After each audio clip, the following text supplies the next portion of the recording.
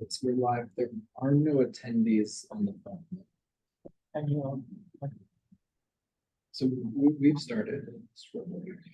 Okay, thank you. Today is August 29th. We're just about 12:15. My name's Gail Byrne-Baber. I'm chair of the Hemp Task Force, and we have some logistics to take forward before we launch our meeting, but I don't think we have quorum yet. We're trying to determine whether we have quorum. So you guys want to take it away, DOA? Yeah, I'll go ahead and start reading. Let's Thank see.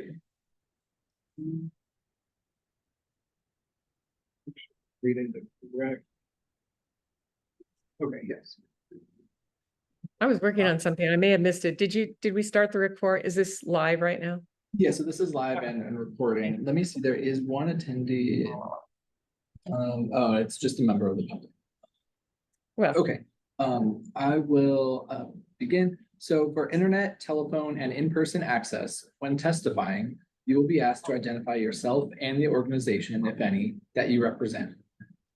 Each testifier will be limited to 2 minutes of testimony per agenda item. If internet and phone connection is lost, the meeting may reconvene when either audio-visual communication or audio-only communication is established within 30 minutes. The public may access the reconvened meeting by clicking the link again in the agenda or calling the numbers on the agenda. If it is not possible to reconvene the meeting within 30 minutes after an interruption, then check the agency's website for information as to whether the meeting will be continued to an alternative date and time, or the meeting may be terminated. Those of you joining via internet, as an attendee, your microphone will be automatically muted during the meeting unless you are providing testimony. For each agenda item you wish to testify on, please click the raise hand button found on the Zoom screen. The task force staff will individually enable each testifier to unmute their microphone. When recognized by the task force meeting facilitator, please unmute your microphone before speaking and mute your microphone after you finish speaking in order to prevent audio feedback. If there's anyone joining by phone, when the task force meeting facilitator asks for public testimony, you may indicate you want to testify by entering star and then 9 on the phone's keypad. After entering star and then 9, a voice prompt will let you know that the host of the meeting has been notified.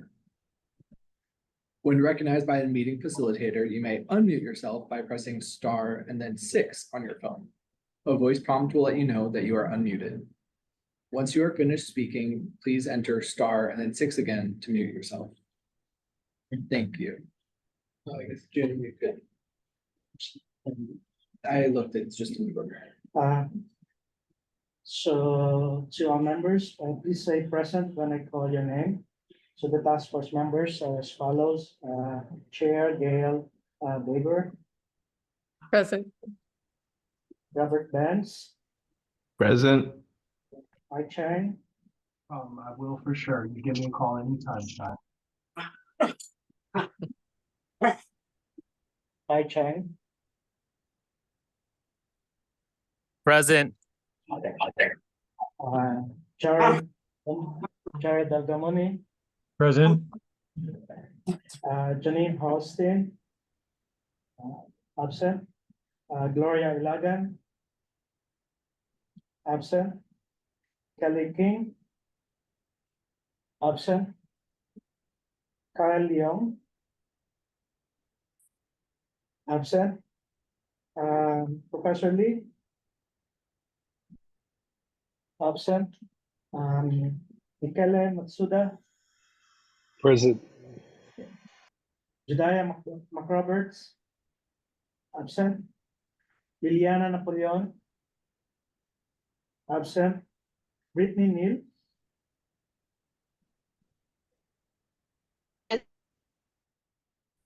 Grant Overton, Present. Greg Smith, Present. Joseph Smith, absent, Rusty Top,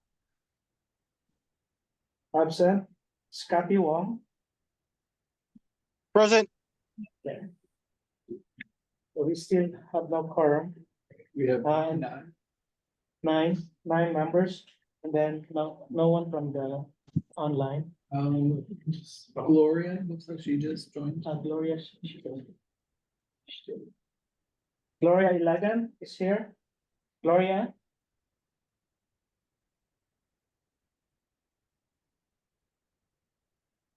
Gloria, I know you just joined, but we're doing a roll call. If you're there, if you could unmute yourself and let us know that you're, let us know that you're present.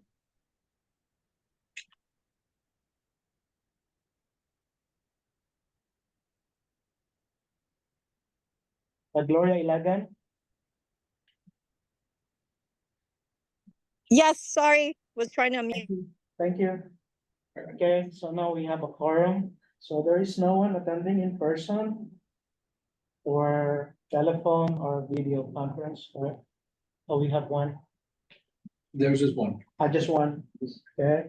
So for the public testimony, I just want to remind that we will accept public testimony on each agenda item and must address items on the agenda only. Testifiers are limited to 2 minutes. Okay. So again, to meet the quorum, the task force needs to have 10 members present before the start and throughout the meeting. So if the task force loses quorum in the middle of the meeting, the discussion between members needs to be stopped immediately. So the public is still allowed to provide testimony, but task force may have to adjourn the meeting after that. So again, we only have 2 meetings left today and the final meeting tomorrow, August 30, 2024. So if the final report should be approved by a vote tomorrow, the report needs to have the consensus of the majority of all members of the task force, meaning 10 members voting yes to be for the report to be approved. So after approving the final report, the task force, including the chair, cannot make any substantive revisions to the report. That includes changing any grammar or wording. However, non-substantive changes to the report can be made after the meeting and before the end of business on August 30th. So finally, the Hawaii Hemp Task Force cannot meet again after the meeting tomorrow. The task force is officially dissolved at the close of business on Friday, August 30th, 2024. Thank you. I'm turning it over to the chair. Oh, thanks, June. Thanks, Stephen. Good afternoon, everyone. I think we're all pretty tired. It's been a grind in trying to get this report out on such short notice. But I appreciate everyone's help. I've gotten a number of comments back and suggestions. It's super helpful.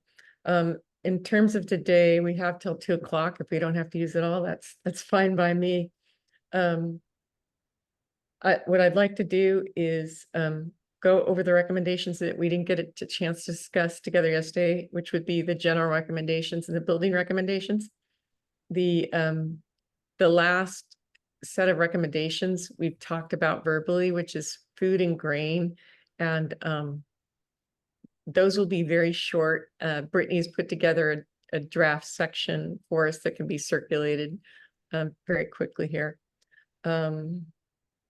Is there anything else from the task force before we jump into reviewing some of this? What I'd like to do before we take any questions or directions is today, we're not going to read every recommendation. It's just those recommendations that you folks think need to be changed, edited, suggested, deleted, whatever. That's what we're going to do. We're going to focus on that. So any other suggestions out there in terms of how to move forward today? Okay. All right. Thanks. Appreciate that. I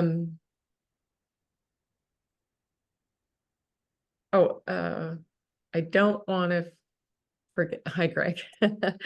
Yeah. There's one. I just wanted real quick. to say, Yeah, go ahead. I just wanted to say that because we have to close down the task force, could we invite the people that are not on the Hawaii Hemp Farmers Association to join the Hawaii Hemp Farmers Association so that we can continue our dialogue without having to worry about the protocols? My understanding from Andrew, and Andrew can correct me if I'm wrong, is that task force ceases tomorrow, no matter what. The report has to be in tomorrow, or it may not be given the same weight by the legislature. I think with regard to the Hawaii Hemp Farmers Association, my own perspective is, as a member of that, is we've always been open to whoever wants to attend and participate. So I would think that that would continue, and that Andrew can clarify this, but my guess is that we can always continue to work informally as a group and embrace anyone that wants to show up.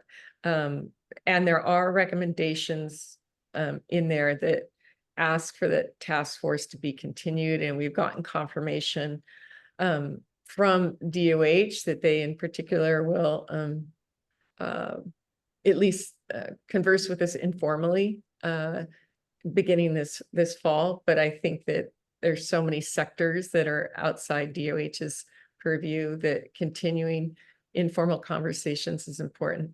I'm editorializing, you have to forgive me. So Andrew, does anything in what I said need to be clarified? Yeah, so just to be clear, you guys can meet wherever you want, however you want. The task force ends on the 30th, but you can definitely form industry associations. You can all join the Hemp Industry Association. You can talk about whatever you want to talk about and give recommendations to the legislature. It just wouldn't be the official task force that this is. And then moving forward, the meetings, any meetings you would have with DOH or DOA or anybody that what you're calling in as an informal task force, again, that's just an industry thing. You could do that at any time. That doesn't have to be a task force. That could just be you calling. You could get together a group of 3 of you and call. Like you could do whatever you want on that informal thing. And then if you want an actual task force formed, that would be through the legislature or an agency.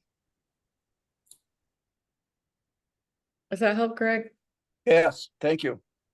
Yeah. Thanks.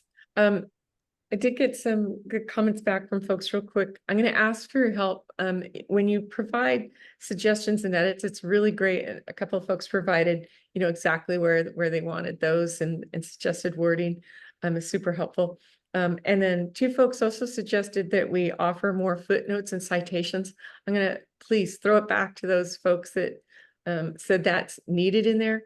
To please find those. I mean, and give them to me, because we're flying a million miles an hour. And I agree, it would be wonderful to have this report in a very almost academic format. But given the time constraints, I think just being able to capture, I think we'll do a good job if we're able to capture what the task force determines the findings to be and the recommendations. But I got 2 degrees in civil engineering, so I really appreciate data-driven processes. So again, those folks that would like that, I really do encourage you to please provide those citations if you're familiar with what those sources might be. So thank you, all of you.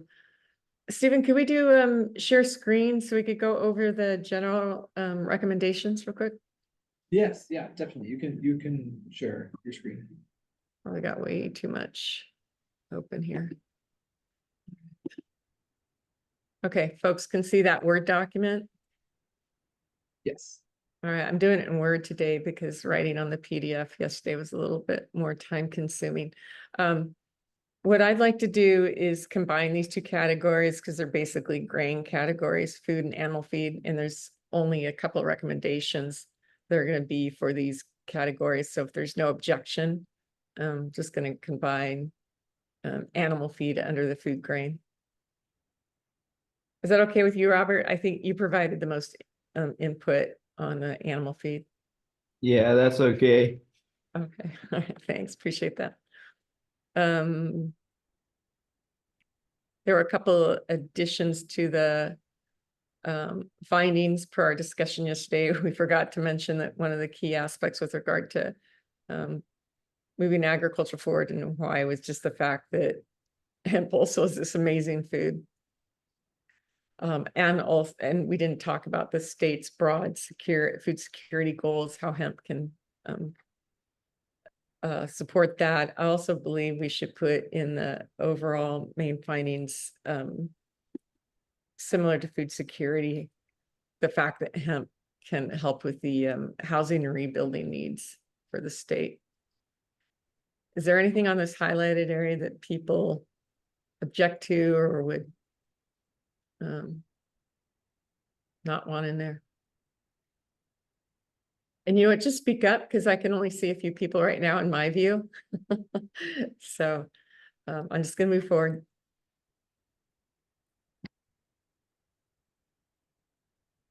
Oh, hey, can I ask, let's see.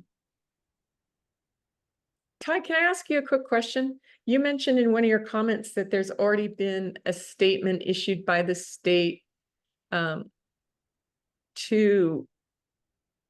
financial institutions that they cannot discriminate against dispensaries. And so perhaps this is less of an issue than we thought. Do you want to share what you shared in your email with me real quick? And I've just been flying through emails, so I may have mischaracterized what you're sharing.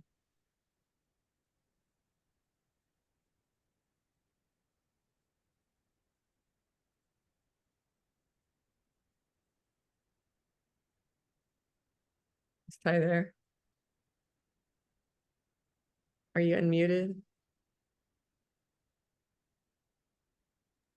Who are you calling? Oh, Ty. That's right.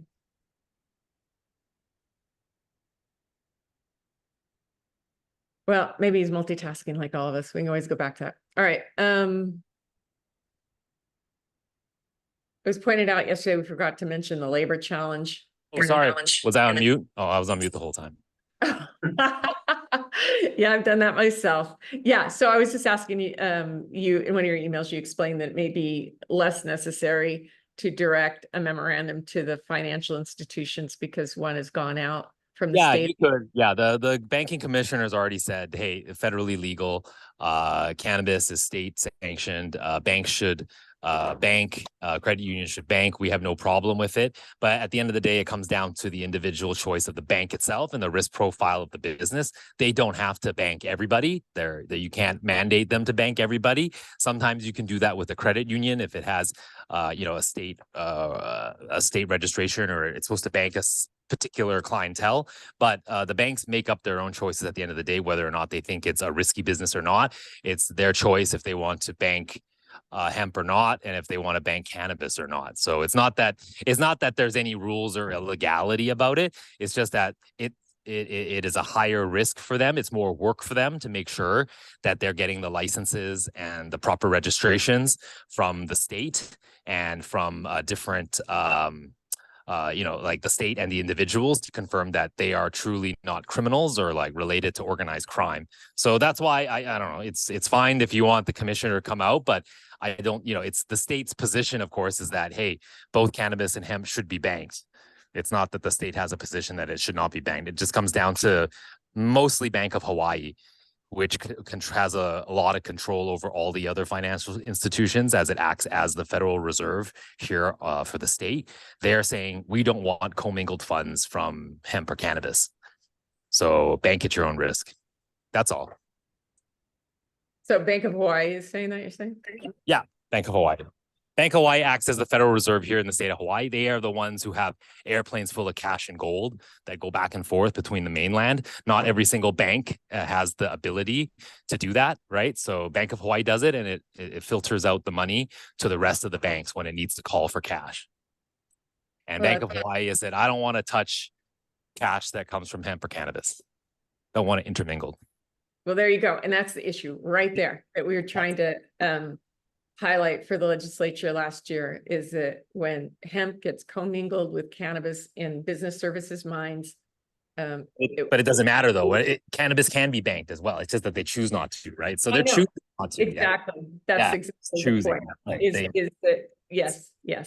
I understand it's their choice, but that's exactly the issue for hemp farmers. Is especially when we commingle more and more in regulatory structures, that becomes more and more of an issue.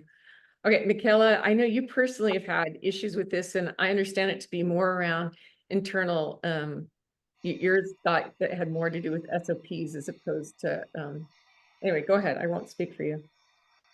No, Ty is right, but my comment was more about having this put to the the House and the Senate, the legislature, to pass a rule saying that the banks in Hawaii Must, cannot they cannot, discriminate. they won't, Yeah. can't do that. They have a choice. They're a private business. No, I mean, unless the state creates a law saying they can, they have to. Currently, they're allowed to because there is no law saying that they don't have a choice in it. Not only for cannabis, not only for hemp, but currently there is no law requiring them in the state of Hawaii to bank with legal banking with any legal businesses. There is no law. So that's why the comment I made was we should push this through to have a law made that the banks in Hawaii cannot discriminate against businesses that are in Hawaii that are legally doing business in Hawaii. You can do it. But- Peter has much more powerful lobbyists than us, and Peter will kill that bill right away. Everything, including the banking portion, as well as all the hemp rules inside it. So it's possible. I think you can try to do that, but the banking association and the banks, they make their choice on whether or not they want to do it. And yeah, we've been forced to have to go to the mainland to support our financial needs. But hopefully one day, there's been a lot of movement with a couple of the local banks. They do want to bank, but they would like to see some assurances that they're just not going to get in trouble. And they're trying to learn from the mainland banks about compliance and what they need to do, but they just don't have the compliance experience that some of the California and Colorado banks have. Yeah, so there's only that one bank down by Old Restaurant Road that they started doing that because they're part of a mainland bank. But then their monthly fees just to have the account was like I think $7,000 or $9,000 without doing any transactions. Well, But you're again, right. just underscores the whole reason why we were opposed to being thrown under Cannabis Commission, because whether people want to believe it or not, in other states, a personal family friend of mine was going to lose their banking this year and their insurance if they grew hemp because of the commingling of those regulations in Oregon, the commingling of those two of hemp and cannabis under one authority. But go ahead, Greg, what was your comment?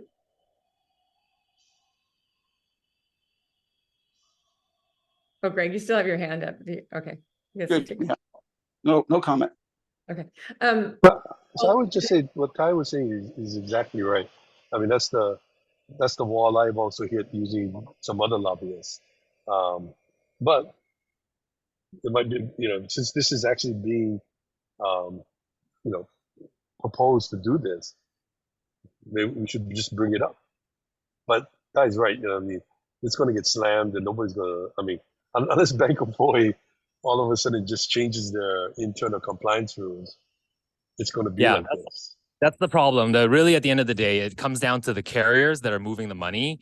Because if you understand the banking system, they actually put all the money together, right? The money doesn't it's not like it's hiding in some particular one vault, and they have too much money, they have to move it. And so even the state, when we pay our taxes in cash, they want the cannabis funds not intermingled with regular funds. So yes, you could be a karaoke, you could be a brothel. That's cool. We can take all that cash in taxes and in property taxes, but no, we can't take the cannabis funds, and we don't allow those funds to be intermingled and put together with the cash that's from a cannabis business, right? And that applies to hemp. And so it's just the banks that are having the saying that they don't want to do it.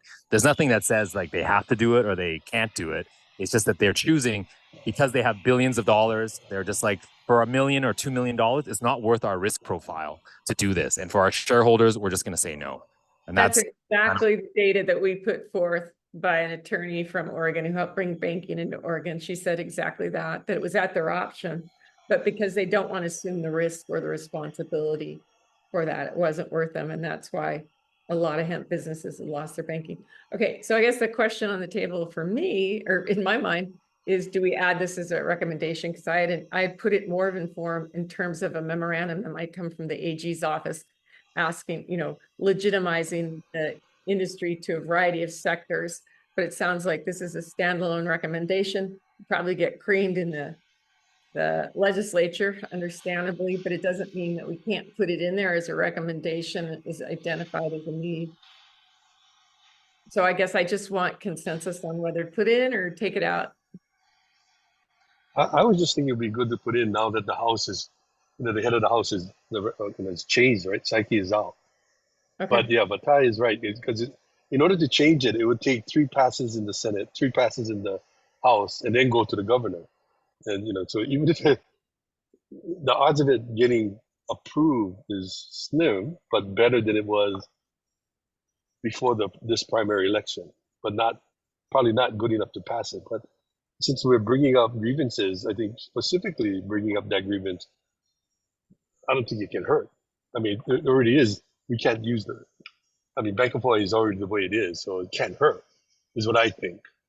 Unless somebody thinks it can hurt.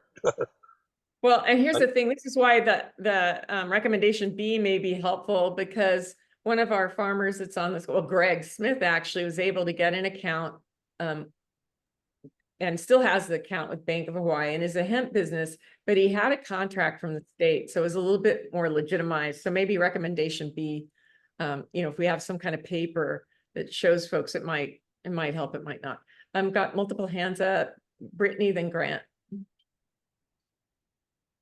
I think that it should stay in as a recommendation, because even if it's not successful in accomplishing the desired outcome, it will at least continue the conversation and memorialize the need for that to be addressed.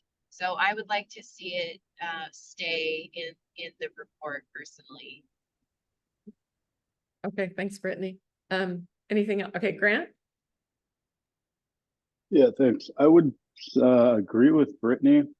I would add to this that we might consider saying it's not going to be included as part of a sweeping legislative package regarding hemp, because the concern brought up by Ty is legitimate, that if we try to address banking, we could potentially have the whole bill killed for one point.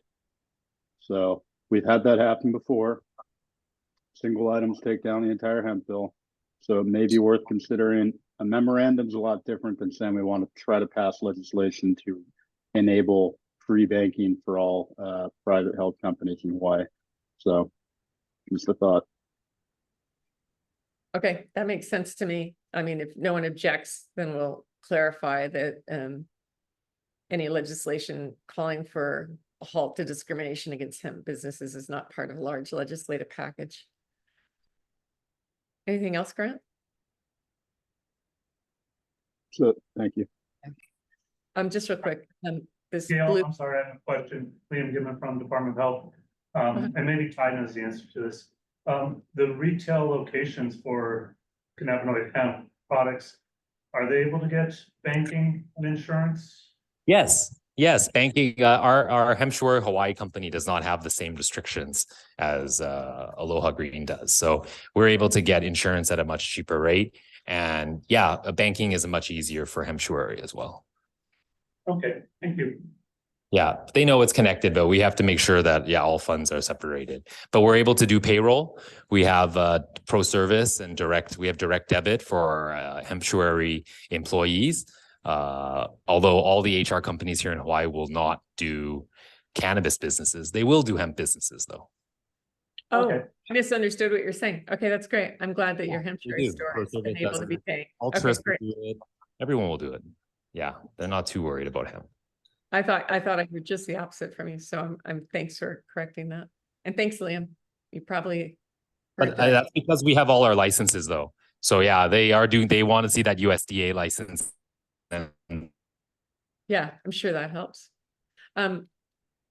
Just real quick, point of clarification on recommendation B regarding a memorandum to be issued from the state.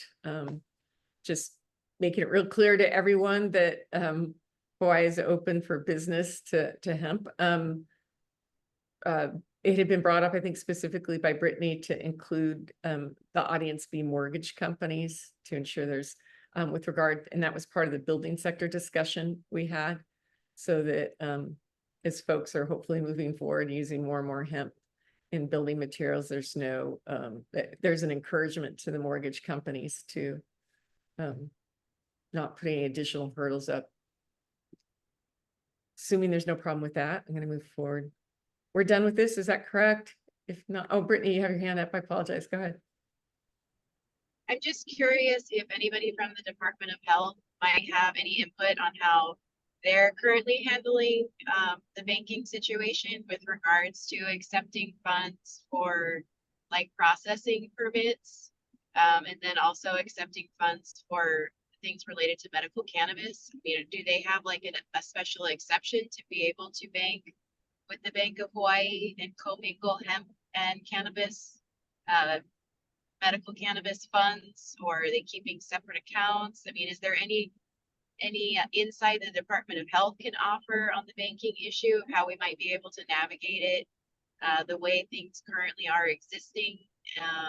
Even, you know, if it has to be like the state gives each hemp producer a letter verifying that they should be bankable, like how did they navigate it? And is there anything that we can borrow from to help us have better access and follow the path that they've already paved? So the funds for us are extremely segregated, and the bank will ask for quarterly sales reports, and every year they do an annual checkup to get the most up-to-date licenses from the state, as well as from the feds if you have that USDA license. And so, yeah, that's the only difference. Where a normal bank account, they wouldn't be asking you every year to update your records and to provide them with information. They want to know who the beneficiaries are, who the owners are, if there's been any changes, who the officers are, if there's any directors, and yeah, up to the bank to come up with that. The DOH doesn't really help, except that they issue those licenses that we forward on to the bank. Does that answer your question? Okay. Thank you. Partially. Thank you. Do you want to clarify? Well, I mean, I guess I'm just trying to understand if there is some way that we can use the state to help us with the access, like whether they can somehow vouch for us or give the bank some sort of security or a feeling of security by providing banking services to hemp farmers. But you know, that's basically yeah, Brittany, I think we can't really get into the specifics of the banking on the state side, but I can tell you that the medical cannabis, I mean, Ty is correct, medical cannabis fees, anything that we get from the medical cannabis companies has to be segregated from the general funds. That is not the case for hemp. So there's no special thing with hemp that the bank needs for fees, for banking, taxes that come through it, for anything like that. And if you do want something to show the bank that you are in compliance, that would be your license, any license that is required.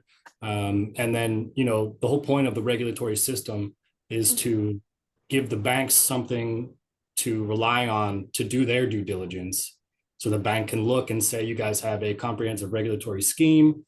Somebody's looking at this, somebody's inspecting these people, making sure that there's no criminality going on.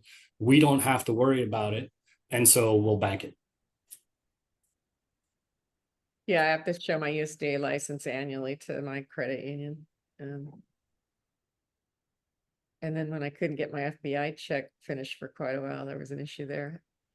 I think, Brittany, the item B, if we get some kind of letter from the state just saying it supports hemp production, you know, that's legal, that's going to help a little bit too. It's just another piece of paper to give some banks more confidence. Let's see.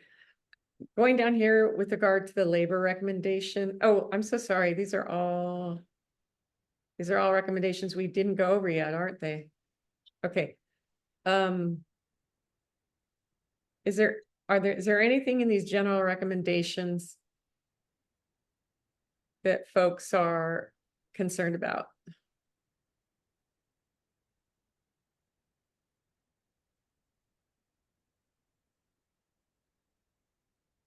Yeah, I had some comments, but I sent them to you in writing previously. I think it's important that, you know, I think one of the recommendations was to freeze or to stop any type of legislation that was going to come up regarding hemp. I think that's not the best course of action and a waste of time for the task force to recommend, because I think the legislator is looking to the task force to come up with regulatory or legislative fixes, or at least ideas that they could implement in the upcoming legislative session. I think a moratorium or a freeze of 3 years to just maintain the status quo will just lead us into the same issues that we're dealing with now.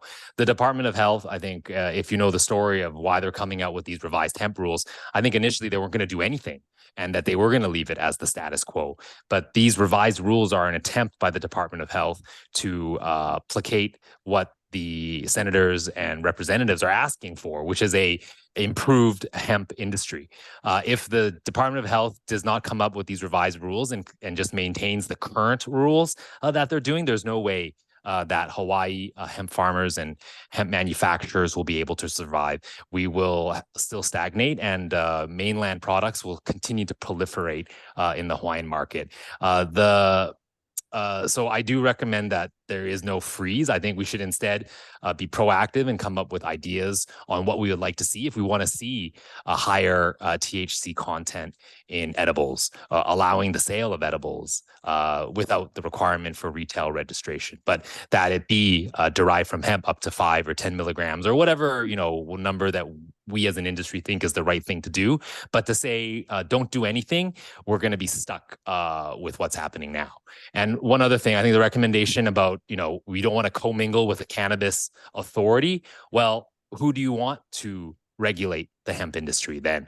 Is it Department of Agriculture? Is it the Department of Health? Is it a mix of those two departments? Is it not those two departments? Is it a new department? If it is a new department, then we as a task force should provide a recommendation to the legislators instead of just saying hemp industry cannot be regulated by the same industry as cannabis, which is not helpful, right? It's how are they going to regulate it? There is no way that Hawaii is going to allow for the production and manufacturing of hemp without regulation. So that's just what it is, right? There's going to be some regulation, and it's our job as a task force to come up with the most hopefully lenient and beneficial setup so that at least our businesses can flourish and we can compete against mainland products.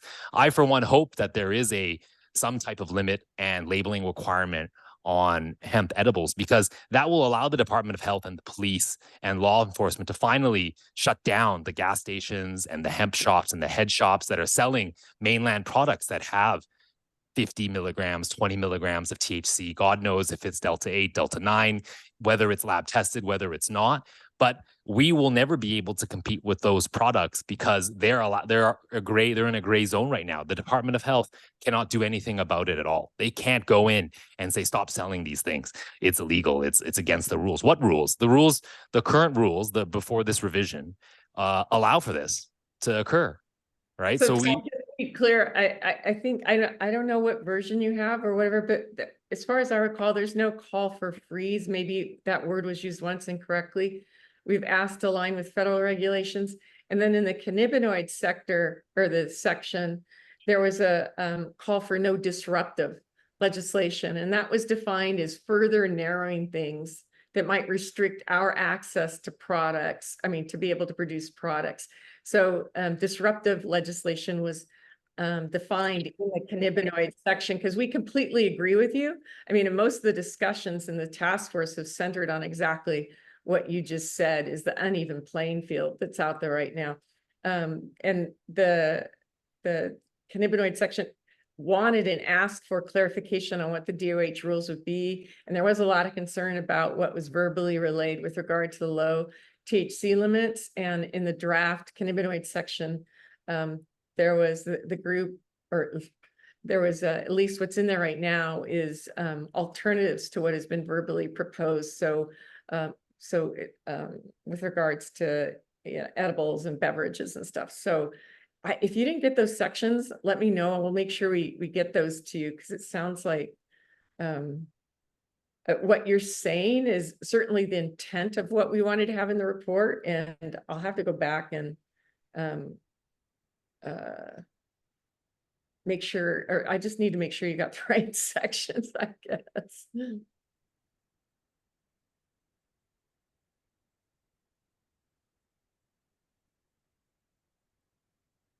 Oh, I'm sorry, Brittany, go ahead. You have your hand up.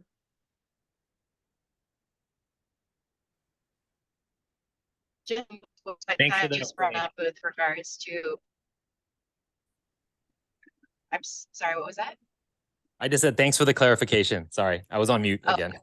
Oh, so I just wanted to touch on which agencies should regulate hemp, and in my opinion, I would like to see it not intermingled with either medical cannabis or recreational cannabis someday when that passes, but to be our own separate program that is co-regulated by the Department of Ag, and to some extent, but I think first and foremost, we need to always go with it to be as, and yes, when you start making out from those agricultural commodities, they do require a certain amount of involvement from the Department of Health to, particularly when you're, processing foods. Hemp is a little bit different in that they're not currently allowing us to put it in foods. And so when that happens, if that does happen, then I think it would be appropriate for the Department of Health to regulate foods made with hemp infusions in the same way that they regulate other foods made from agricultural products. So that's just my take on it. But I do think that it's important that we always be, under a different authority that is specific to hemp and only hemp. Just so people don't get confused about what is hemp, and that it reduces kind of the crossover and the confusion between, just people wanting to treat hemp like a controlled substance, because medical cannabis and recreational cannabis still are controlled substances, if that makes sense. So I think we should clearly set out that recommendation that we would like to have hemp regulated under a different office, under the Department of Health, co-chaired with the Department of Ag, or not. Either if we don't come up with a suggestion on who gets it and where, then the legislators just stick it in where the budget allows. And the Department of Health is getting it because they have the largest budget. So Ty, we are regulated by the Department of Agriculture right now for two components. Most of our cultivation, so we're regulated for cultivation under USDA and Department of Agriculture, which you probably know, so you can just cut me off if you already know all this. And then with regard to cannabinoid hemp processing and products, it's Department of Health. So we do have a regulatory structure right now. We were moved under the Office of Cannabis unilaterally without industry input, I think last year or the year before. And I think we were in the Office of Food Safety before. Maybe Liam or Greg can confirm that. So maybe that's what you're saying, Brittany, is to go back to a different office under DOH.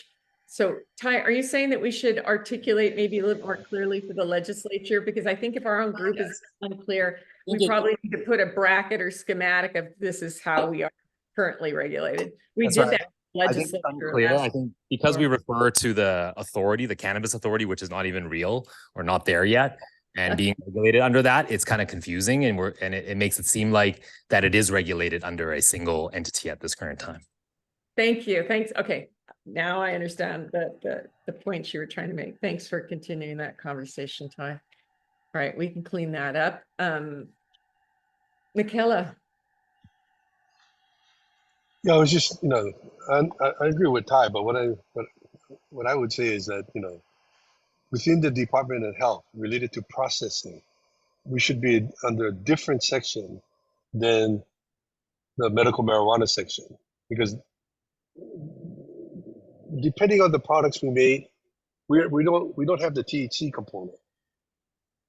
So the only issue that I look at is really, how do we look at the testing of the products we make, and we should be a little bit more forgiving on what testing requirements we need to provide than I think, Ty would maybe disagree, but the medical marijuana side, only because of a cost issue. So if we had a separate department within the Department of Health, a separate section that just looked at hemp products, the manufacturing of hemp, whether it's CBD, CBG, CB, whatever, that it's a separate section than the medical marijuana side. Okay, so the recommendation is to move this back under, I think it was, Liam, was it food safety we used to be under? I'm sorry, I forgot the name of the branch we were under. Food and Drug Branch, Department of Health. Okay, food and drug, yeah. Well, I don't know if we move it back, but put it into a separate group like the medical marijuana side is. Oh, so so actually come up with our own, oh, okay, gotcha. So maybe, okay. So create new hemp section division. I'm sorry, I don't know what they would be called. It would be division, Liam. I mean, you guys are. This would be a program within the Department of Health, Food and Drug, well, it's a branch. Technically, it's a branch, Food and Drug Branch. Okay. If that's what you want to recommend. Thanks. That way I don't have to sit there and look this up. That's an existing functioning branch within the Department of Health. Okay. So if I heard you, Michaela, it's creating a new hemp program for regulating hemp products, which are only the cannabinoid products that DOH is involved in. So I just want to remind everyone, this is Greg from DOH. The hemp program that you're alluding to in this statement was created under the Food and Drug Branch, the exact same rules that are currently in effect today. So just for clear transparency, the rules, interim rules 1137, and all the previous iterations of it were created under the Food and Drug Branch, Department of the Health, State of Hawaii, starting in 2021. Mm-hmm. Only the personnel that is going to be enforcing it was moved to OMCCR roughly a year ago. Oh, so it would just be a matter of moving the personnel.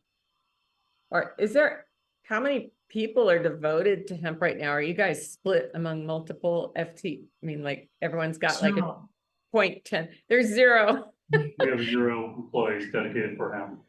Okay, that's just like we have 0 FTEs to write this report right now. Okay. Yeah, but by having a separate department, they would have a separate budget. And Ty is right. Department of Health has way higher budget than Department of Agriculture. Okay.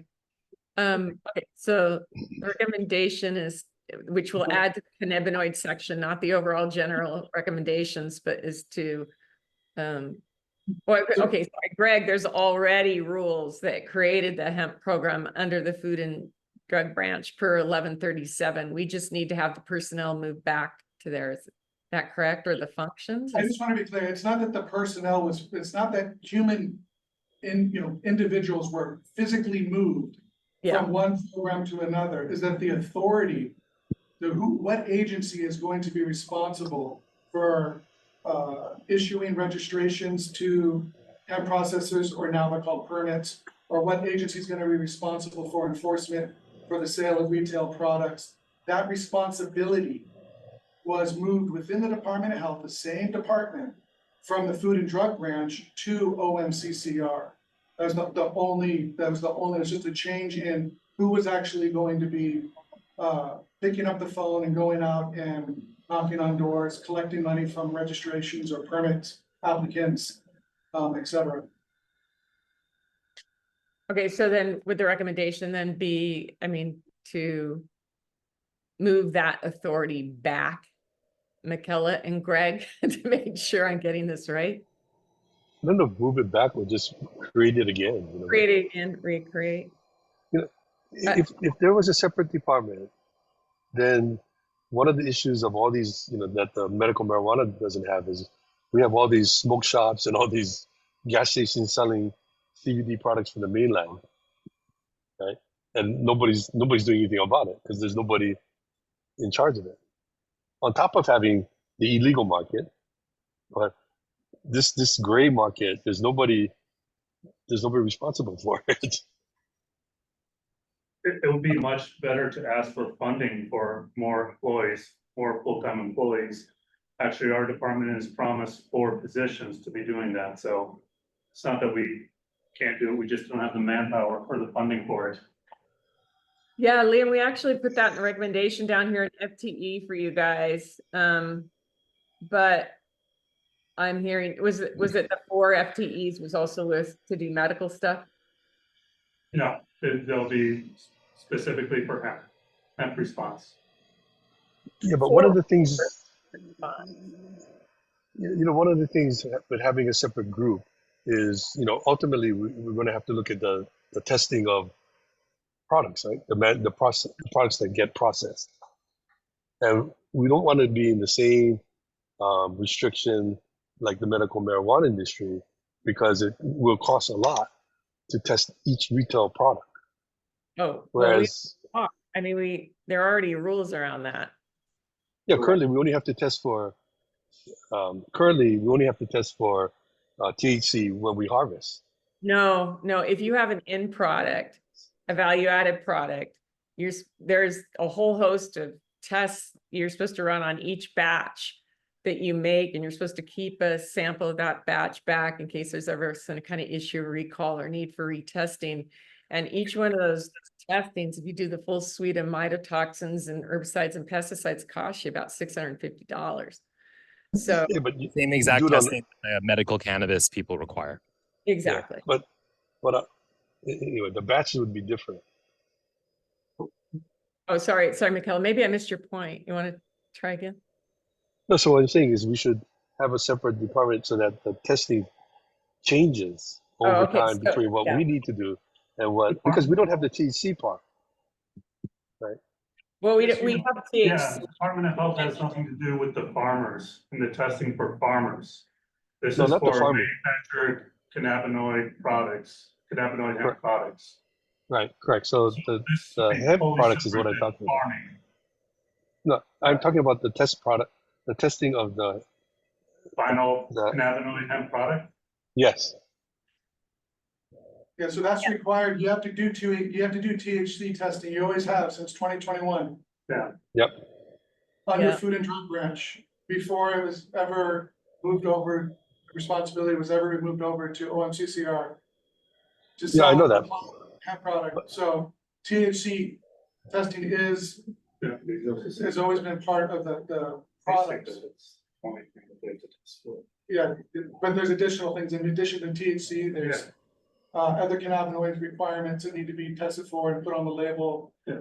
Pesticides, solvents, mycotoxins, heavy metals, pathogens, and these are all in alignment with food safety standards for dietary supplements and foods. So that it's not like we're imposing something that's wildly different, certainly compared to what other states require for edible and topical hemp-derived products. No, I think our industry's never opposed that. I mean, it's kind of a mark of quality. It's just the cost has been challenging for sure. But Michaela, I may not be understanding what you're saying. Are you saying if we have our own hemp group or whatever in DOH, we might be able to revisit some of these testing issues, especially as they relate to maybe external products? Or I don't know, do these we always we've tested our salve to these same standards. Are external products also required to test the same standard? I guess the better way to look at it is if we had a separate department, we could just look at things related to hemp, separate from marijuana. Okay. And then from the more we get into this, the more this is going to be. We're going to run out of time. And I understand the testing requirements currently, because I understand what we need to do. Okay. And you're right. I'm sorry. I let the time get away from us and we really need to jump onto building. But thank you, DOH. Thank you, Michaela. Thank you, Ty, Brittany, for this. We'll add this recommendation about moving personnel or authority. Robert, you have your hand up. I like the idea of moving it back, so I wanted to echo that idea, and the testing price is the problem. So you brought up an excellent point there. with the regulation, I think that's a waste of money because the state has huge problems where they got people walking out of Home Depot with huge amounts of stuff, got murderers going loose, got huge, huge crime. I don't think that the gas station problem really, people can't continue just to have it mailed to their door, and that's probably where a lot of those people are getting the rubbish mainland products. I think it would be better if just banned synthetics and allowed Hawaii farmers to compete and use the Hawaii labeling law to show it's locally grown.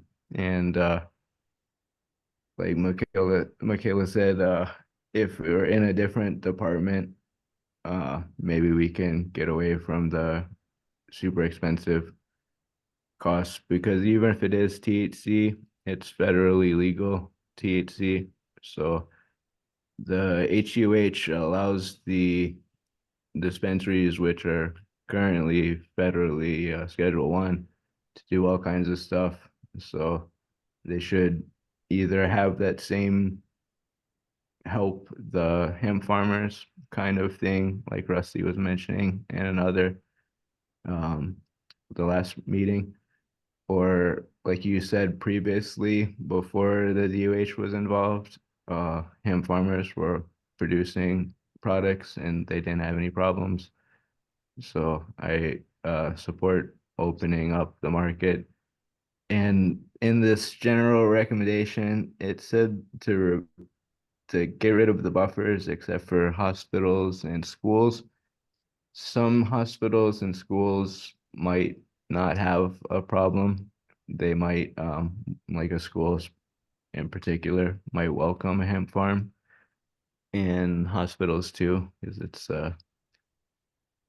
so if remove the movement reports and the buffer zones, then I believe the DOA already has 2 full-time, one on filled level 5 hemp, and I think June is already full-time hemp. And if they don't have to do the movement reports, they don't have to do the buffer zones, I think they would have less of a need of more employees, or they could redeploy them. Well, yeah, there's so much technical assistance that industry needs, but that's just my opinion. It'd be great for them to be able to support us that way. A warning that the buffer lobby is very powerful, and that if you remove those buffers, you will face the residents from that Maui case against it. One of those residents does my hemp testing, and that farm is already grandfathered in, and they've probably at this point they've given up their that farm was allowed to continue to operate, and that one farm kind of ruined it for the whole state. But I'm quite positive that problem is Cool. I'm okay with no buffers. I'm just saying, you don't want to make it too contentious. Yeah, I think that's why I put it in there, but I'll go, I mean, there were issues in other states when there were massive amounts of hemp being grown right near schools. We have never seen anything like that in Hawaii, and I don't know that we ever will. And that was kind of during the heyday, in a couple of places. So I'll just do what the group wants to do. I hear that Robert and Tai Chang are fine with pulling them out, but what do we need to take a vote? Is there any more discussion on this?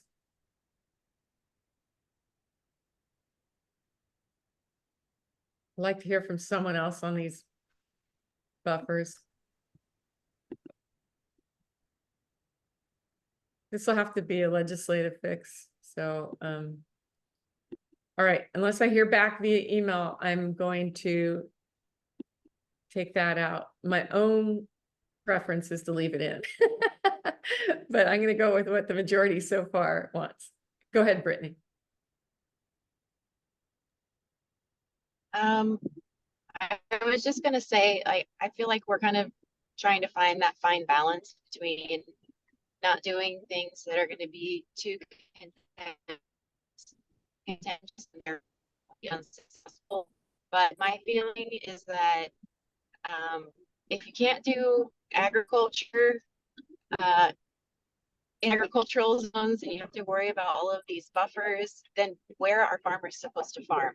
And so on some level, I feel like we should fight for no buffers regardless of where you are. But I also want to make sure we have a thriving hemp industry. So I'm willing to compromise on this particular issue because I want us to be able to farm successfully. But quite frankly, hemp is an agricultural commodity. If they don't need buffers for papaya, you shouldn't need buffers for hemp either, in my opinion. And so I'm just adding my perspective. Thank you. Yeah, I mean, piggeries are similar, can provide, I mean, because obviously it's the terpenes and the smell. That have been issues at times in schools, and piggeries and other agricultural activities can provide a nuisances too. So Yeah, like you said, Gail, it's the nuisance. So but some people love the smell, some people hate it. So I don't know. It's that's why it's very subjective. yeah. Okay, I'm just gonna ask for a vote. I prefer to do consensus, but so I'm gonna, Brittany and I are for I think leaving it in, but I'm gonna, the vote would be to take it out. So if you are opposed to taking it out, I mean, what am I trying to say? Do we need to make a motion? Let's go back to procedure here for a second. You can make a motion. Just know you need a majority of everyone on the task force, not just the people that are here. So that would be, if you have 10 people, that's everyone would have to vote. You know what? We'll leave it Yes. for tomorrow. We're running out of time here, and we need to move on to building sectors. We're gonna have to vote on a number of things tomorrow, so we'll leave it for tomorrow. And then just, if folks want to, just send me your feelings on this, just because I want it to be more of a consensus than anything else. All right, moving through the general recommendations, eliminate transporting reports, supporting seed breeding for all sectors, supporting applied research between educational. This is the only one I need a little bit of help on is, do we want to keep both of these recommendations in with regard to labor? It was getting some help with work visas, and then the other one was subsidizing labor, and I wondered if subsidies should just be, I mean, we've asked them for so many grants that this just seems, it almost feels like it should be considered as part of the grants. It's so many and hard to administer. Go ahead, Ty. Oh, I thought you had your hand up. Never mind.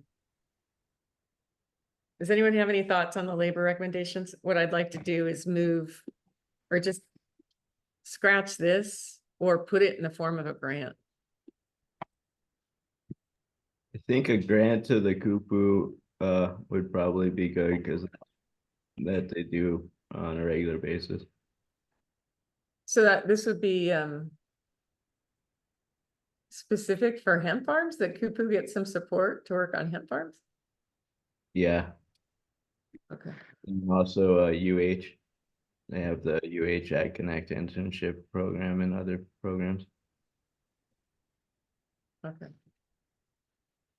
I think oh, sorry, I raised my hand. This is Scotty Wong. Yeah, go for it, Scotty. Yeah, for the labor side, I kind of keep it open. I've worked with Kupu before.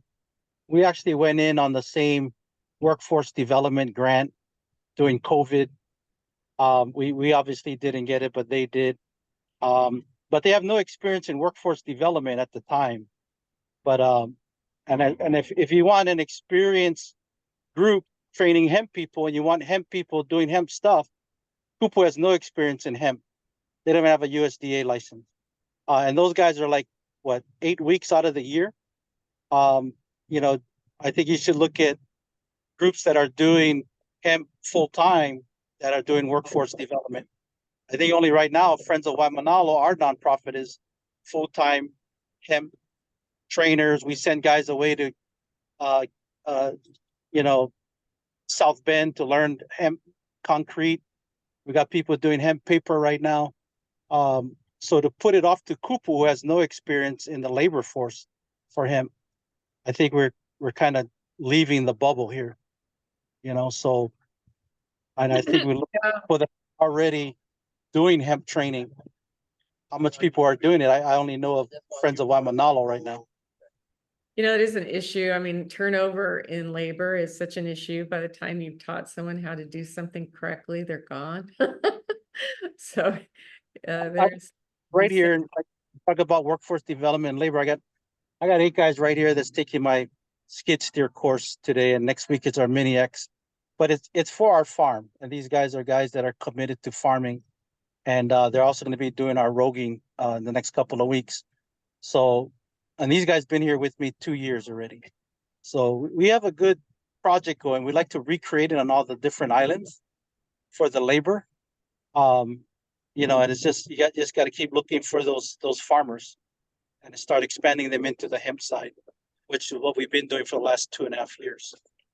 But yeah, I just get worried when you start mentioning Kupu, and we were just on the phone with Mauna Kea Watershed. We were on the phone with Haleakala Watershed and 3 Mountain. And I mean, because we're doing a forestry program, every one of us turnover is high. You know, they probably end up with 6 people for the whole year. Is that 5 here on Big Island?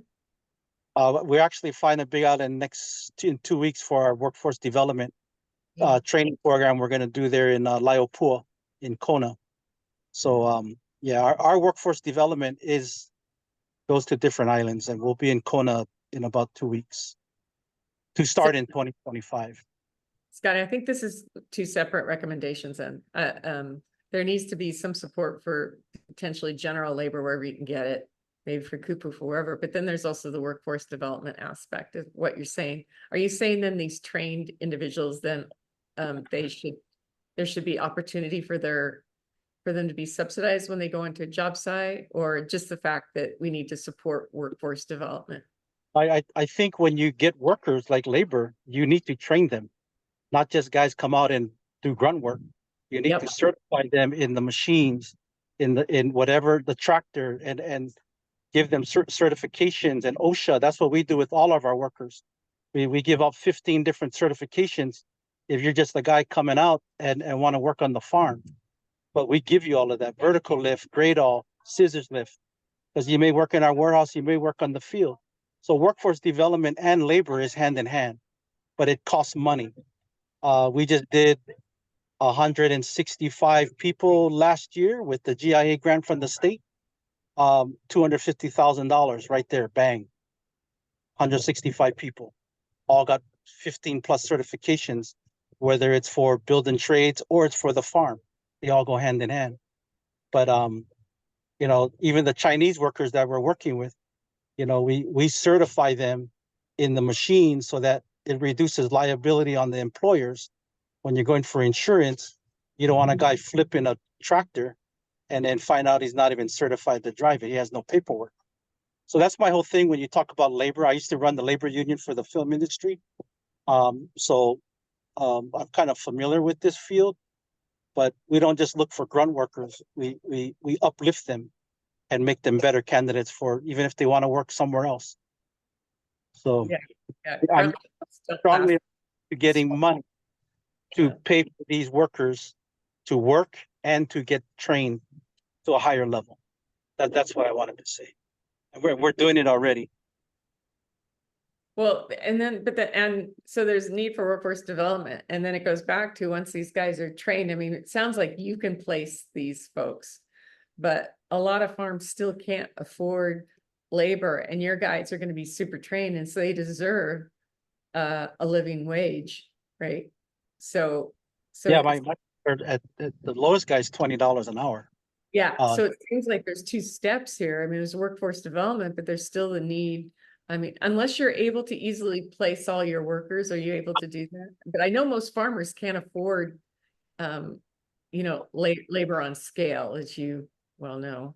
Yeah, and that's why the grants, are good and building them up to being able to, I mean, I don't know how people get their funding with everybody else, but small farmers, I mean, you can start off with one guy on the weekends to come in and work at $20 an hour.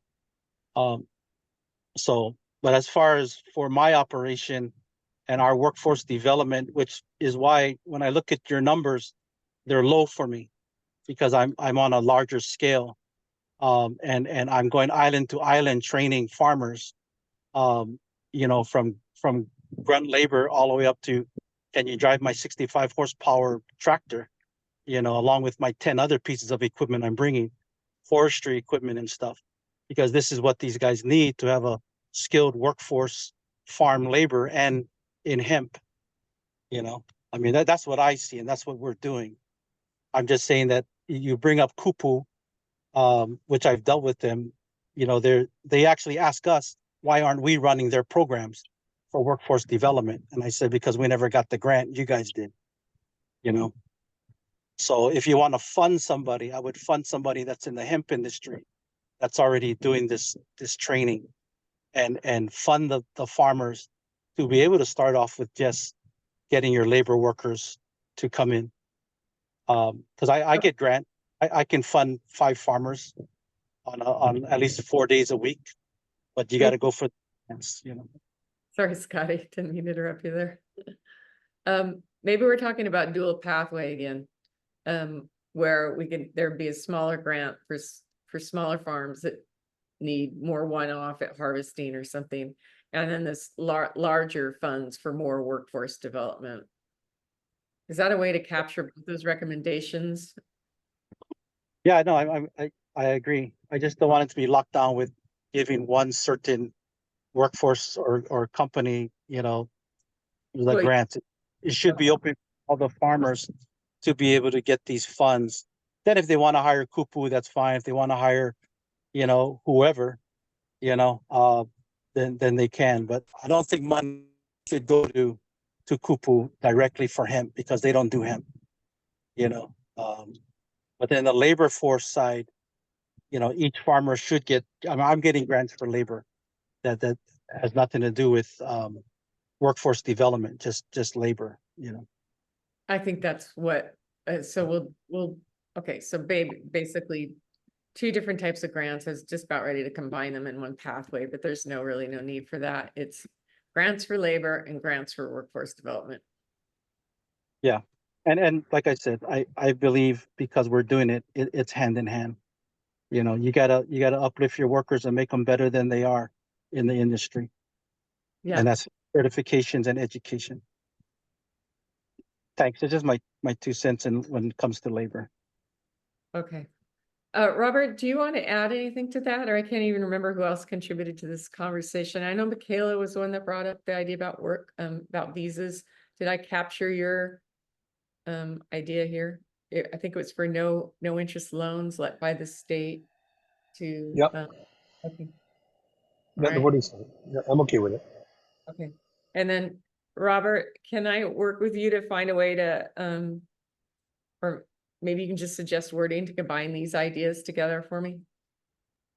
Yeah, I know that Kupu, that COVID was 8 weeks, but they placed a lot of workers across the state with 1 year over terms, and they include a lot of certification and training as well. So I'm not partial to any one group. I like the idea of having it open for everybody. But yeah, looks like we need to support workforce development, but then the farmer also needs funding to be able to hire these guys. So to me, that's two different recommendations there. Is that correct?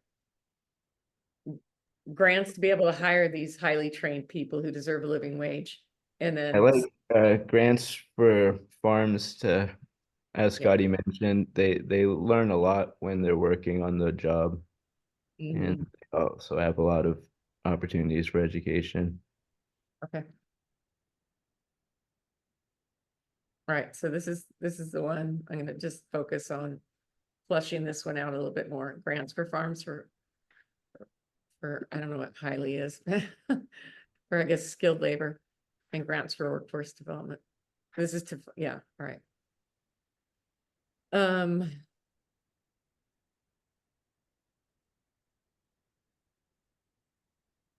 Okay. This is just in general talking about letting grants to help get us back to where we were in terms of positioning ourselves to be leaders in the hemp industry. Even if we're small, we have some unique attributes, I think, to offer the world. So this doesn't talk about specific amounts. It just talks in general about criteria that's under each section with grants. I think we're all in favor of that. If there's an issue there, let me know. And FTE, oh, go ahead, Brittany. I just wanted to say that I'm definitely in support of grants.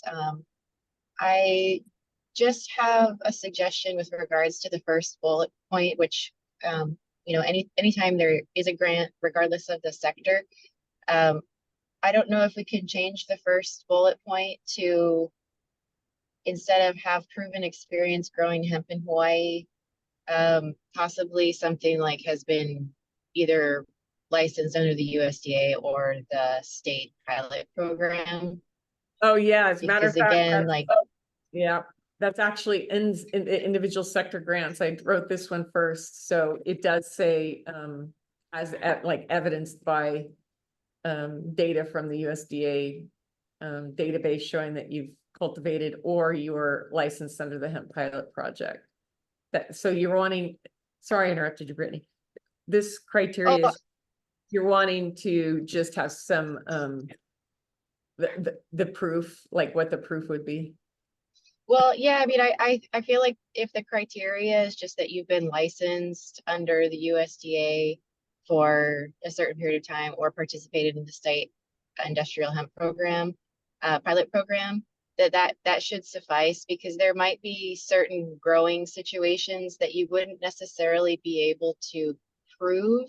Like if it was a collaborative grow, for example, under one of these programs, then you might not be able, like, I'm just wondering about the whole proven experience. Like if the proof is that you were registered, then versus like, do you have to show a lab result of a crop that was harvested under that program, but then if you were doing like a collaborative grow, you wouldn't necessarily have that's what I'm trying to explain.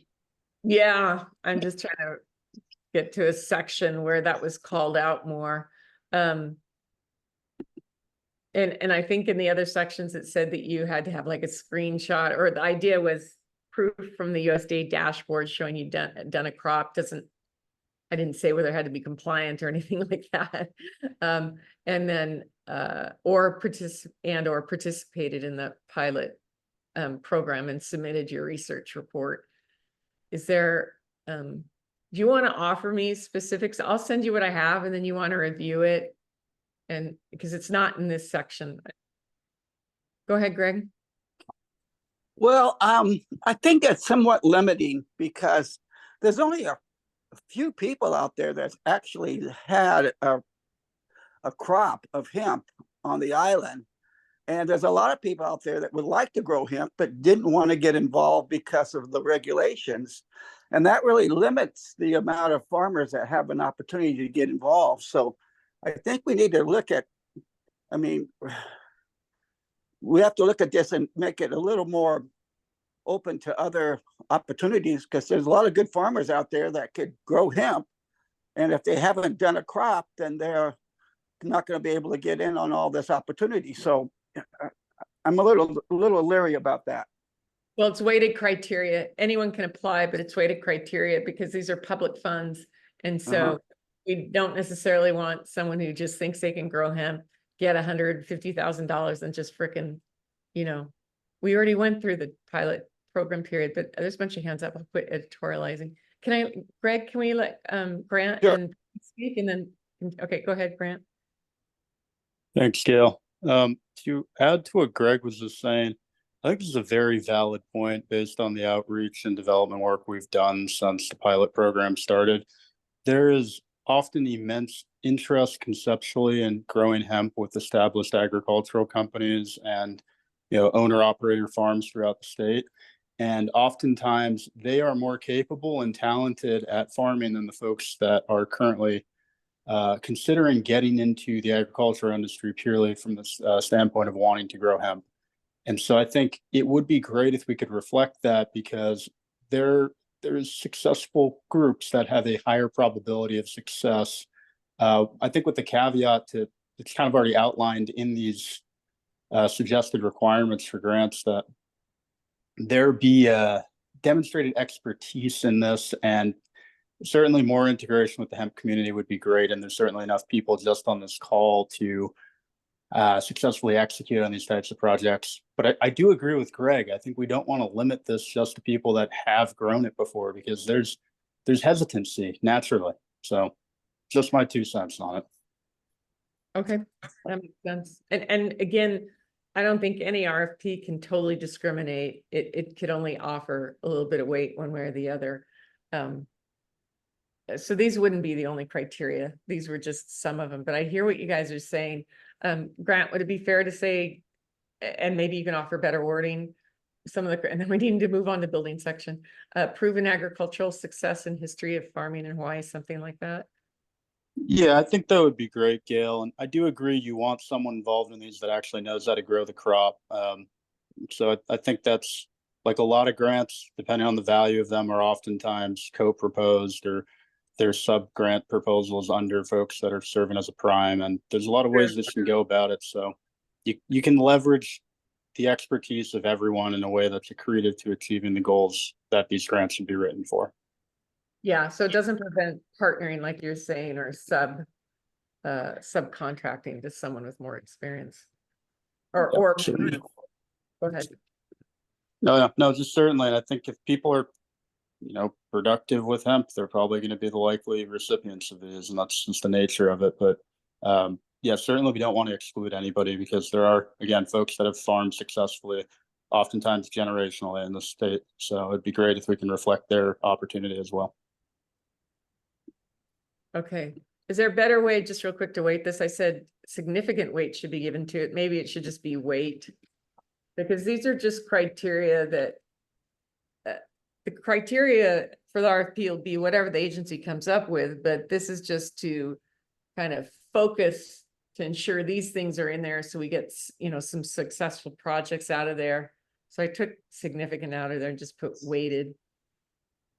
Okay, Robert, then Brittany, then Greg. I like just adding only after use and before Hawaii for use Hawaii growing hemp in their products and research. It's down there. Yeah. That one, if it would be only Hawaii growing hemp, I think, and just in case somebody was doing a CB thing with a small amount of Hawaii hemp.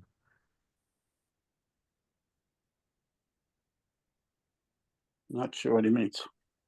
I think, what I'm wondering about is, well, let's say someone's doing some research on hempcrete, but that might, it drives me crazy. I think that should be only Hawaii growing. I don't think we should have grants supporting, not Hawaii, like importing would kind of defeat the purpose of state taxpayers. Yeah, I hear what you're saying. If anyone else has any thoughts on only, I'm going to leave it in for now, but if you are opposed for other reasons, let me know. Go ahead, Brittany. Oh, so I just wanted to bring attention to, if you look at like the numbers of who is licensed as a USDA hemp farmer, it's dramatically been reduced. And I feel like even if you look at the license holders, who's growing and who's not, that there's been hesitancy even within the USDA program to grow for various reasons. So I guess that's just one of the things that I wanted to say, I don't think it should necessarily be used as criteria for, you know, being able to access the grant, that you have a grow on books, because there's a lot of people that have been in there and have, you know, qualifications, etc., but just for whatever reason have chosen not to grow because there wasn't a market, or, you know, having access, hard time accessing the right genetics, etc. So yeah. But is there a way for those folks to partner with other folks that have, because that is a filter in some ways to make sure that we are getting folks that, I mean, have actually messed around with hemp in Hawaii, because we're using, supposedly, this is all dream world right now, but, you know, supposedly there will be public funds to support this. And so it's a balance, I think. Yeah, I mean, I see that, but I guess one instance would be somebody that has experience growing medical cannabis under the state medical program and would be very qualified to grow hemp under the USDA program, but wouldn't necessarily have documentation to support that they have the experience of growing and would likely be successful. Yeah, and because that's, I hear what you're saying, Brittany, and except medical cannabis and growing hemp in Hawaii are different, as you know, in terms of like having to manage the compounds so you don't go hot. So the issue is leaving in here, and again, this isn't an absolute requirement. It would just be one of the criteria. But this seems to be where there's a point of concern right now. So my suggestion would be basically that has a USDA license or was licensed under the pilot program and has proven experience growing crops in Hawaii. Yeah, that's actually under the other seconds. Yeah, that was, and the other sectors had the or licensed pilot program research, because you had to turn in your findings and do paperwork and prove you could do it. Okay, so what was the other thing you said? Okay, we need to move on to building sector. We're almost out of time here. Yeah, that's fine. Let's move on. Yeah, no, I appreciate this. The nuance is important, except we really need to be more on like Mauna Kea view. The others are FTEs for Department of Ag and DOH, and they're just focused more on technical assistance. But if folks have comments on that, you know, whether it should also include more enforcement or whatever, let me know. And then biannual meetings of the Hawaii Hemp Task Force. We don't have to meet officially. I don't know if we want to meet officially, but that's in there. So if there's a reason to pull it out, let me know right now, raise your hand. Otherwise, we're going to leave it in until a vote tomorrow. Okay, let's move on to the building industry.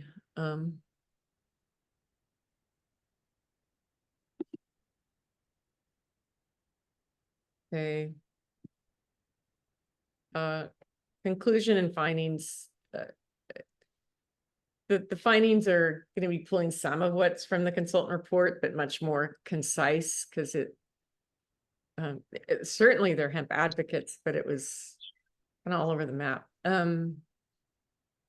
Okay, so one of the things we've talked about a lot is finding a dual pathway for fiber processing facilities. And so this recommends at least one large scale facility, and, you know, quickly, especially to take advantage of any funding that might be out there with the Gardala buildings going on Maui. And then smaller, we should say fiber processors. On other islands. And then the recommendations go on to talk about grant funding for this. Scotty, I'm interested in your thoughts on this, because you know, we talked a lot about quantities before, and what I put down there in terms of like phase 2 larger grants was just that a significant portion of it would be covered by grant. I didn't put a dollar amount on there because I mean, the consultants recommended it a ton of money. And it may require that much or it may not. Yeah, I'd go with the consultant's recommendations on the amounts, because, you know, the way I look at it when I follow all the legislative bills, and I know there's a big one that, you know, where DOE got $1 billion for 2 years. That's $2 billion they failed to spend. And I know some of the legislators were threatening to reallocate it. I said, yeah, reallocate it towards industrial hemp, at least 50 million of it. I mean, I think there's funds there. And I think that if they can take that amount, and I say nothing's too big if they're getting us all together to kickstart this hemp industry, to request the funding. And, you know, when I go through my Christmas list of equipment and gear and what I love to see and what I'm struggling to get, you know, shipped over here or set up, you know, it's minimum, you know, $6 million just to get one complete system. You know, and then on the small end is anywhere between $250,000 and $500,000. So, like we talked about the dual, I know there's a lot of small farmers that don't have the land size that I do or other farmers may have on the larger scale, and they're just looking at something for 2 acres or 5 acres. You know, that's where I think that those smaller grants could come into play. But you know, I'm in the area of, if we want to go big, you know, we got to think big. And for me, I you know, there's always that biblical saying, you know, for him all things are possible. You know, I'm saying, you know, with a good healthy bank account, I can make anything happen. You know, so that's why I say go big for what we can. Thank you, Scotty. You know what? You actually reminded me of another project I did where they thought we were dreaming too big, and we completed it, and it was $56 million, and no one thought it would happen. And I think you're right. And the other thing that popped into mind, this is just me editorializing, so just forgive me for 1 second, is that the Kohala ditch, right where near I live, has gotten millions of dollars twice. You know, like I think a total of 11 or $12 million in the last 15 years. And one could debate, you know, that infrastructure's use and lifespan. And so that's for just a small region serving just a handful of farmers. And so I thank you for cheering us on to think big. So I'm going to add back in some of these numbers and say that they're just based on, it's just best professional judgment at this point. Yeah, they say, you know, what my aunties always say, you know, if you don't ask, you don't get, you know. Go ahead and ask. I think there's a lot of traditions that say that too. Anyone else have any comments on these, the dual pathway grants for fiber processing? So a couple of large grants and then multiple small grants. Yeah, Robert, go ahead. I still see the old screen. I think it says herbicide, pesticide laws on the screen. Oh, okay. Maybe I didn't click. I'm sorry. You're right. I bet I did not click over to. Hold on 1 second. I'm going to stop share and then go to the new. And on the ideas of the dual path, one big grant versus a lot of smaller grants. Kelly is really experienced in both large scale commodity cropping and the legislature. And she brought up some really good points that if you fund one of these operations where just buy off the shelf really overpriced machine for $6 million, that's really a big ask versus them having a smaller ask. So if we do have a big ask and a smaller ask, because I also agree with asking for a really big ask, because like you said, there's a potential of big money coming in, but having a clear preference that if they're going to fund the bigger ask, they should fund the smaller ask first, because the smaller ask is, like you brought up the UN report, it's really proven A and B was really good at large scale, and all the other big plantations would talk about how good they are, and they were growing something that's in everything. And it's really hard to do commodity scale when the farmers get paid such a small price. So having it be UH or somebody in Hawaii makes these machines would really help it, versus like the hemp train has so many problems. So many people have bought it and then committed suicide because it didn't work. And if somebody like a big company that makes one of these is gonna donate it, they would also get a lot of good publicity, and UH can help research them. Everybody can try them out, because she brought up the point of putting the scale, the finger on the scale for one, if you support one big processor. And if we do support only one big processor, because shipping even CB, which is much higher value, inter-island has proven to not work. Shipping large scale inter-island's not going to work. So if Maui is the one that needs to be rebuilt, if there's only one plant, it should be on Maui. But it should kind of be like, if there's so much money, it should really be a state-owned plant, or pretty much owned by every hemp farmers, because giving 6 million to one company is a little bit, it's not unheard of, but the DOA, HDOA already gives up $500,000, so they're already more familiar with the smaller grants. And I think it would really be more fair if every island had a large scale processor. But if it was only going to be one, it should be Maui. But if you're going to ask for a big ask, it should be maybe even all the islands, and more of Hawaii building the infrastructure versus paying the high green tax of a purpose-built machine, unless there's a lot of charitable donations that also involved.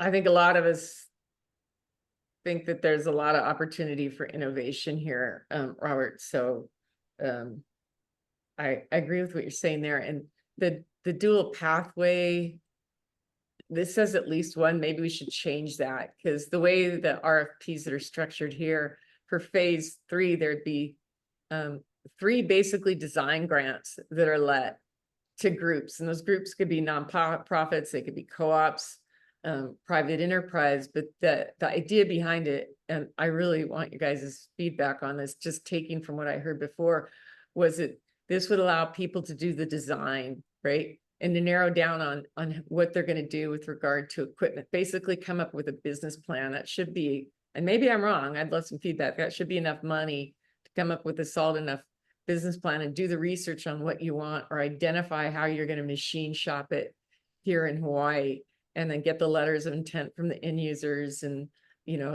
from farmers that you're working with. So that would give 3 big opportunities for groups. We could make it more than that for sure, to come forth with, there's four fiber projects in the state that we know of right now for housing: Kauai, Maui, Oahu, and Big Island. So, maybe it should be 4 to give each of the islands an opportunity to compete. And then after this first phase, then we go into the larger phase that we were just talking about, where it could be, fund the full cost of whatever the best 2 or best 3 proposals are. That's what's in the report. That doesn't mean we have to go with it. I was just clarifying. Scotty, go ahead. Yeah, correct me if I'm wrong. It's been a minute since I read the original consultants report, but didn't they recommend a large facility like on Kauai, possibly Oahu, and another one on Big Island? And both of them were to be run by nonprofits. One was Friends of Waimanalo, because we're doing hemp, we're training people in hemp. And the other one was Ko'olau Center or Kohala Center, I think, like that. So I Well, don't yeah, want they to haven't even talked to the Koala company- Center about that. Yeah, that's true. Yeah, something like okay, that. So two bigger facilities on two different islands.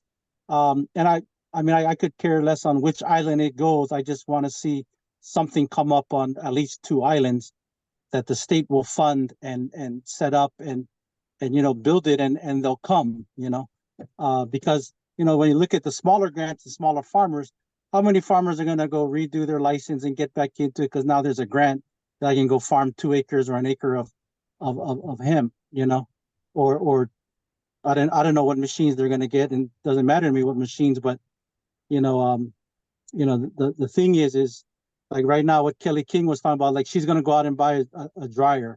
Well, along the dryer comes a thresher. The threshers are, you need money for that, and then you need a machine to harvest it all, and so now it comes up to big monies. You're looking at 1.5 to $3 million for those machines, and that's just from China. That's not talking John Deere's, So I'm for the dual pathway as I understand it.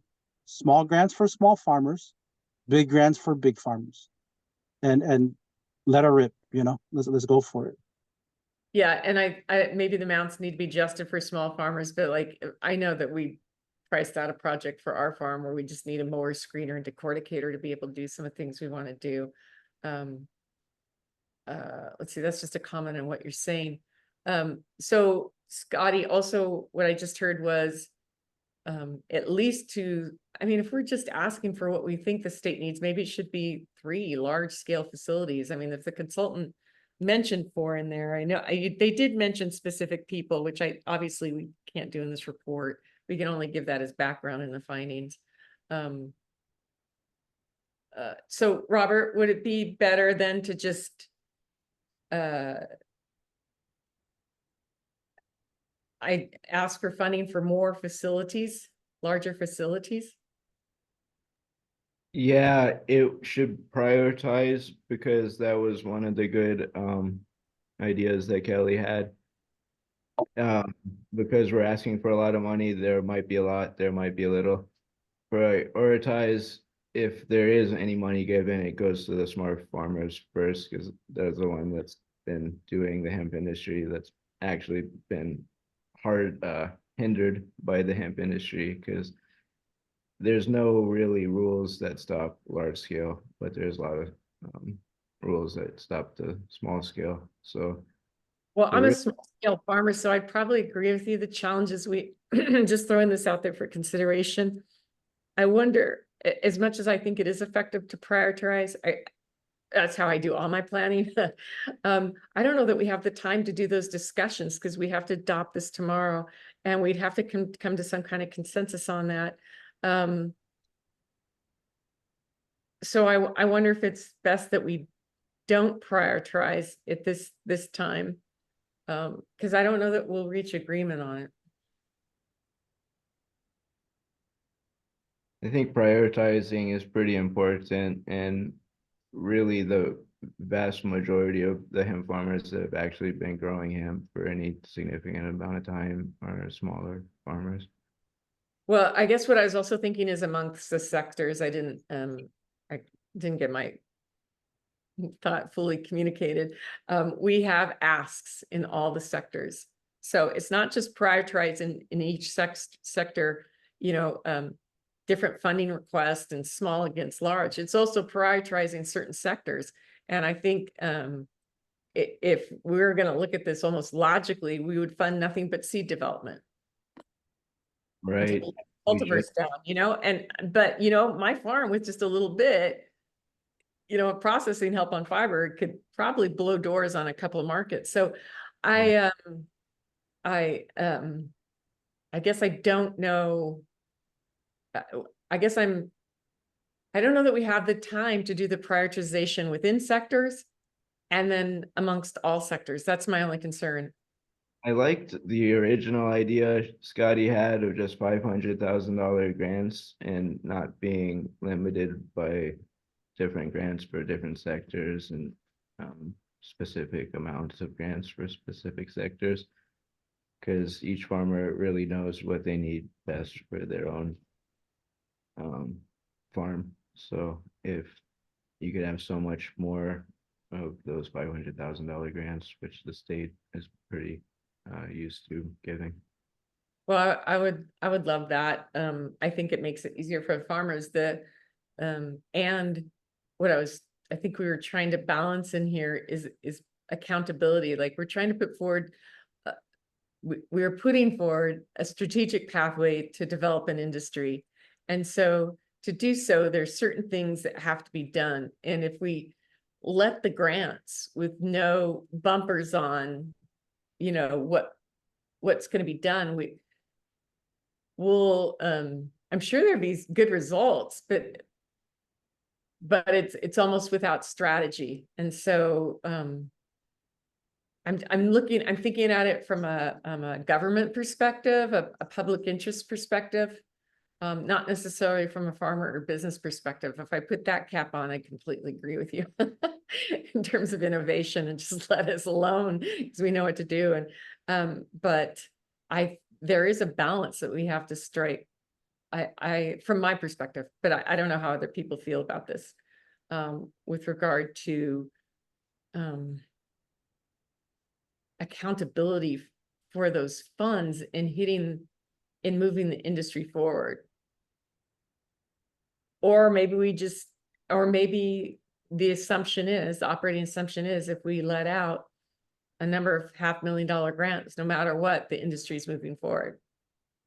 And if no research is done and it's all given to processing, that's fine.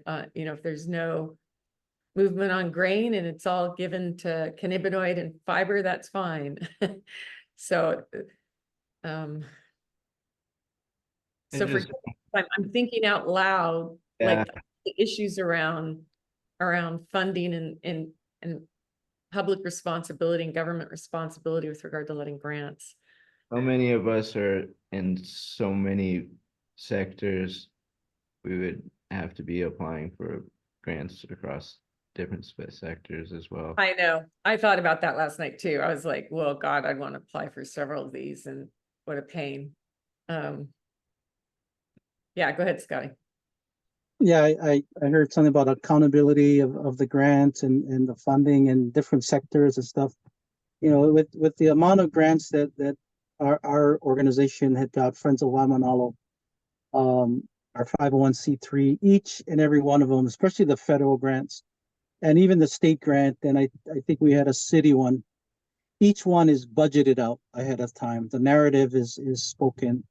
And then there's always a person, like for the city grant, and as for the feds coming up too, there's always somebody that you got to report to. You got to send in your receipts. You got to say if you're on time. Are you on budget? Are you meeting your goals, your monthly goals? You know, it's very much well, you know, regulated. You know, and that's why I like the grant side. I don't mind the regulation. I mean, I'm prior military, so you know, hitting your marks is key. But that's the best and easiest way to really track the funding, and you plan your plan, and you know, you dive your plan. Is Navy dive school stuff. You know, you get your farm plan, and then you farm your farm plan. And if you're getting funding from the public sector, you know, you make sure that you get those reports in to the people.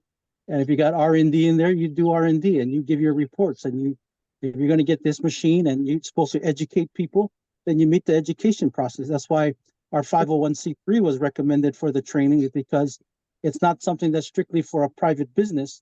It's something that we're mandated, being a 501c3 community-based organization, that we got to train the community and train everybody equally and record everything that we do with this funding that comes from grants.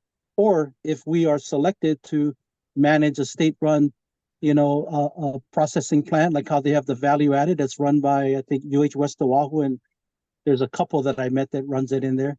You know, they're required to accept everyone and train everyone equally across the board. I see that as the state's big processing plan, and let's ask for 5 of them, one on each of the major islands. maybe the legend says, no, you only get 3. Okay, well, we got 3 then, so anyway, my 2 cents.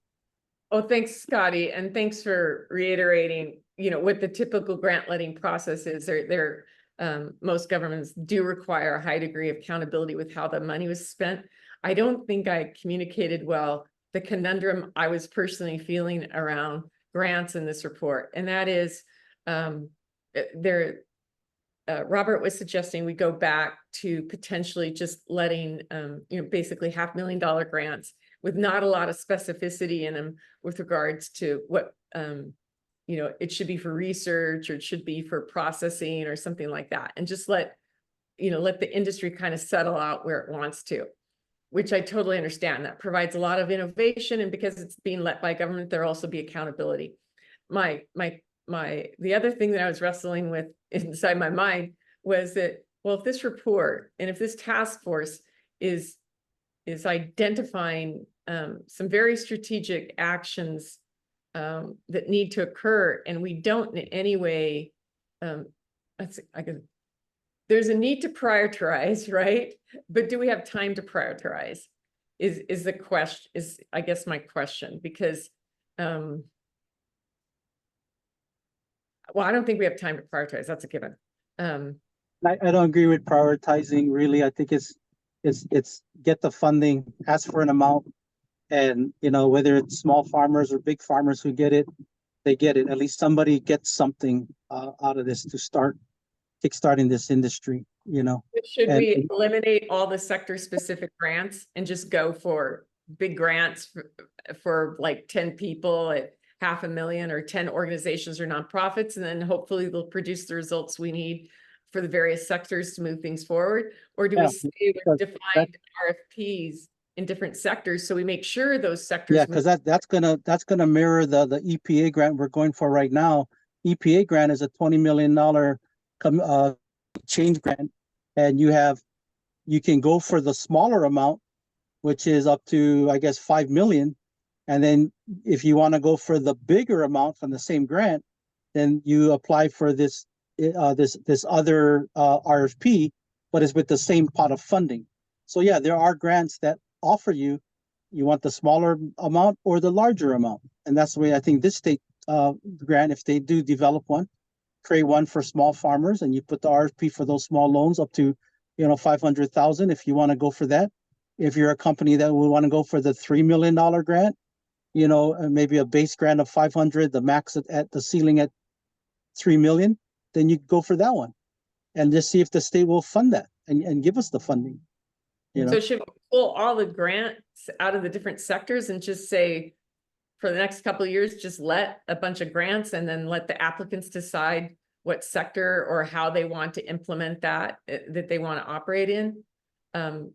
Because we've defined in this report, and even the consultants did, they just didn't provide criteria or the specificity around the grants.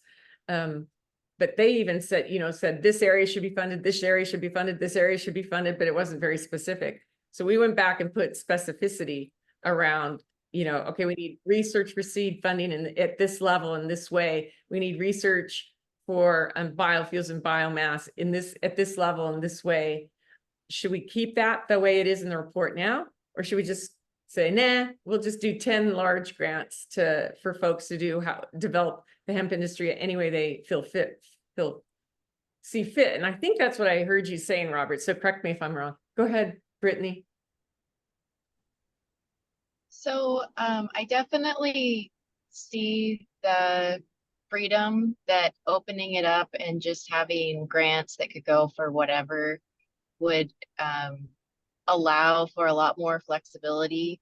But I guess there's concern that some of the sectors would not be developed at all then. Like if for whatever reason, the grants are given all to one sector and then none of the other sectors develop, that could be used as like future justification for why the hemp industry is not successful in Hawaii. And so I'm a little bit hesitant, especially when there's already been so much work done to identify different needs by sector and what grants would help, you know, us accomplish those needs within each sector. So part of me wants to just leave it as it is and make sure that the monies get distributed across all sectors of hemp, to just see what happens, as opposed to give the people making the decisions on the grants the authority to, again, Oh, okay. like kind of pick and choose what sectors they think Okay. are of the most value. It's in which room though? It's in Jeff's kitchen or where? Hi, Ty. That's- Go ahead, Brittany. So that's just my feeling, is that you know, I see the benefit in making it just 10 grants that can be used however, but I also see the benefit in really identifying that these are the areas that are needed. And so I think I'm leaning a little bit more towards keeping in the individual recommendations per sector. And so I just wanted to share that. Okay, yeah, thanks, Brittany. That's what I was struggling with in my mind. So thanks for saying that back to me in a way that made sense. Grant? Yeah, thanks, Gail. I concur with what Brittany's saying here, and I think to reflect upon what was mentioned previously by a few folks, when we're looking at this from large-scale grant writing institutions or from those agencies at the federal level that actually provide things like SBIR, Small Business Innovation Research Grants, usually there are topic areas specified in RFAs. So by saying, you know, we have our sectors in the hemp industry, you could consider those the equivalent of topic areas, and you're going to have people proposing to meet that particular topic area rather than an overall program. And I think that is more fair because we're not going to have a holistically developed industry in the state, or at least not as likely of a probability of that, without the opportunities specific to each sector. Some of the caveat that could be thrown in here is if there is no application for that sector, the state doesn't have to write a grant, or if no one's writing a good application, then they don't have to authorize those funds to be spent. So that is also done at the federal level. Yeah. But that being said, I think what Brittany was saying is true. Like, we need to give people the opportunity to do it, and banking on fewer things. I think in this circumstance, it's probably more judicious to spread our chips out amongst more bets. Okay, thanks, Grant. We need to wrap this up, and I'm going to leave things the way they are for right now, but please call me, or I guess write your thoughts in an email if you want to talk about the grant stuff some more. Thanks for the discussion. The other oh, go ahead, Greg. No, it's okay. I'll pass. I just wanted to say that somebody who's done this through the Department of Agriculture and got a grant or got a contract with them to grow hemp. One of the biggest problems we had was there was never any enforcement. There's never anybody looking at anything. So I'm still concerned about that issue. I mean, who's overseeing all this grant money? Who's going to make sure that it's all being spent properly? And who, is there somebody that has a job to do that? Yeah, you know, that brings us to something I think I had it sent out to you guys, but really these recommendations need to be more actionable. I sent out a table that said, that kind of was like the recommendation, and then who would be responsible and the method by which the recommendation would be implemented and the date that it's implemented, because otherwise this list of a whole bunch of great stuff, but not very actionable. So maybe we can talk about that via email. Go ahead, Brittany. I just wanted to say that I looked at that chart briefly and I love it. It's a great idea. I think we should move in that direction just so we can have some, you know, measurability of these recommendations. So I am very much in support of that. And also who's gonna do it, right? I mean, some of these are the DCCA, some is Department of Ag, some of it's legislative. Some of it could just be done through existing rulemaking authority. So I think if we're a little more clear on that, we might be able to move things faster. So that requires me being able to put all these recommendations into a table. I think we'll keep it in the long narrative format. God, I don't know if I can have time. We're just literally running out of time here. But if I can do the tables, I'll get them done. I think that way it's more of an action plan. Getting back to the general recommendations, there was a subsidy recommendation in the consultant's report that I kept in there. This is, again, we're talking about fiber and building materials, subsidies for farmers growing biomass and also for seeds. There was a specialty grant to be let to the University of Hawaii to conduct research supporting fiber and building supply industry. I felt like it was fine to carry that over, but would love your input if we shouldn't. We talked a bit about making sure that the Building Council of the Department of County and General Services update its codes to reflect the 2024 adoption of hemp linecrete in the IRC, International Residential Code. Kelly had the great idea of asking the state to, I think it's through the Building Council. I probably need to add that. Or no, actually, this is in statute, so I'm not sure who would do this. But to add hemp and hemp building materials to the green materials that are allowed for Hawaii statute. Go ahead, Michaela. Yeah, I looked it up, but there is a building code council. Yes. Unfortunately, they only meet once a month, and the next time they're meeting is next week Tuesday, so I couldn't get any answers. Yeah. And you know what? I saw that their representative for the green building sector is actually not filled right now. That's a vacant position. So not that they couldn't take this up, but at present moment, there isn't someone necessarily to advocate for that on the council. But that doesn't mean we can't keep recommendation G in there. Thanks for looking at that. We'll figure out who, maybe it would be the building council that would recommend this to. I don't know who administers this HRS. Yeah, go ahead, Greg. No, I'm just trying to put my hand down. Oh, okay. I think we just need to try to finish this up as quickly as possible. And oh yeah, my neck is killing me. Yeah. Okay. We'll not be able to solve all the problems in the hemp industry, and we have to realize that. We just have to do the best we can and try to get this proposal out there and see what the state legislators are going to do, because we've been through this before. We've put a lot of time in this over the years, and especially you, Gail.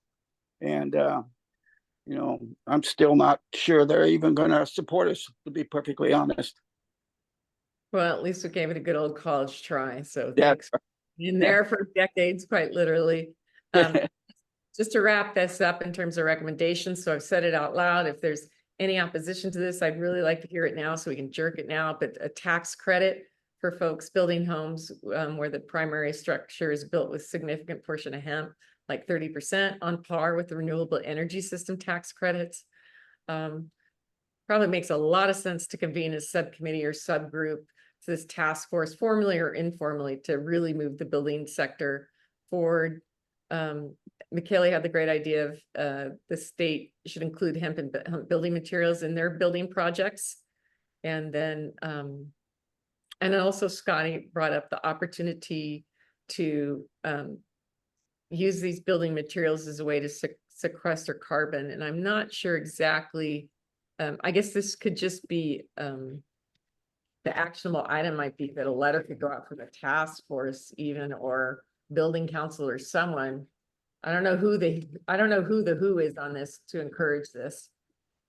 Who would outreach to these departments and organizations? So Scotty, maybe I can call you later and ask you about that.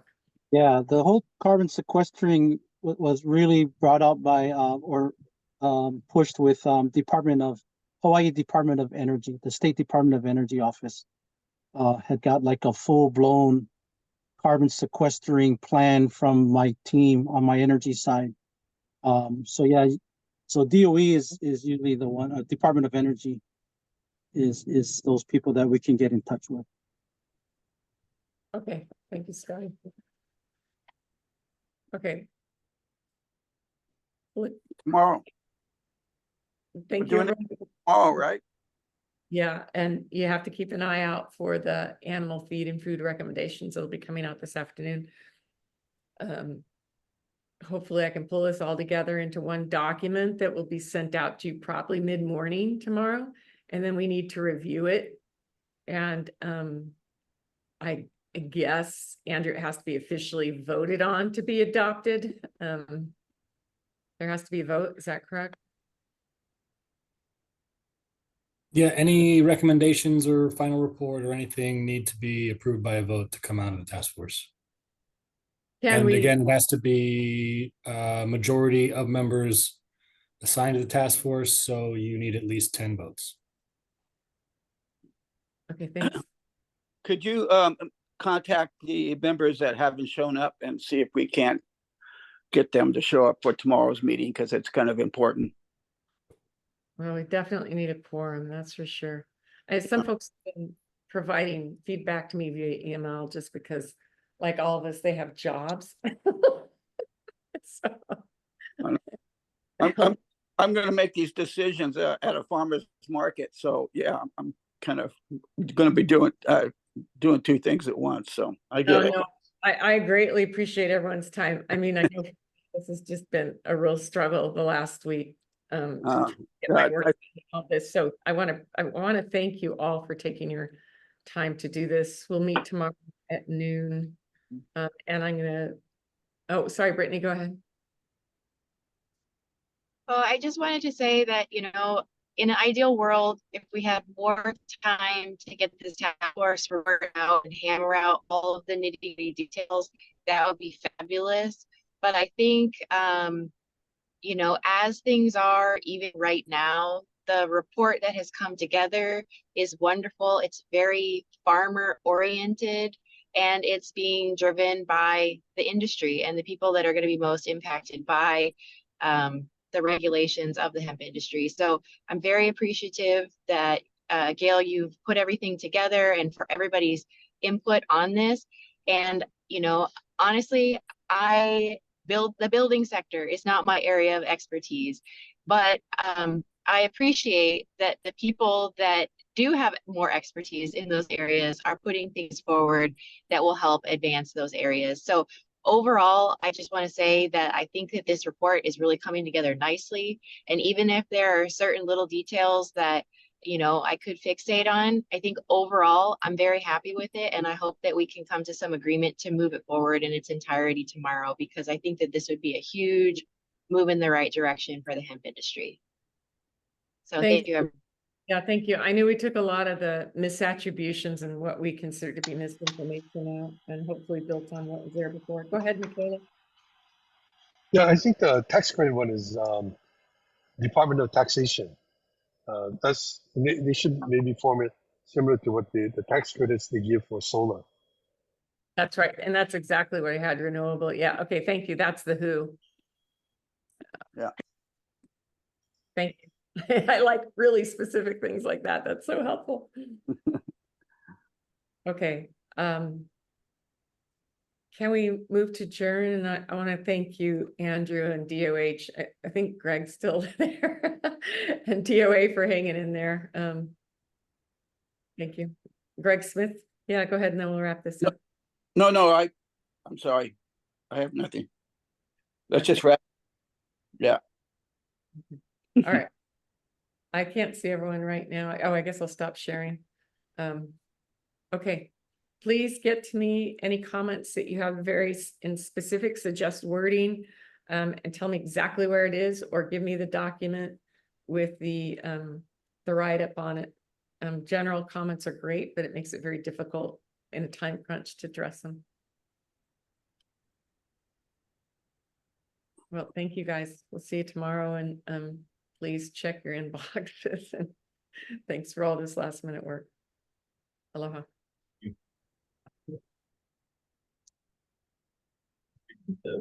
And the, I guess, call for. So if there is no objection, we will now adjourn the meeting. So this meeting is now adjourned. Thank you, everyone. Thank you, June. Thank Thanks. you. Thank See you Brad. tomorrow. Thank you, everybody. Aloha. Yeah, aloha. Take care. Mhm.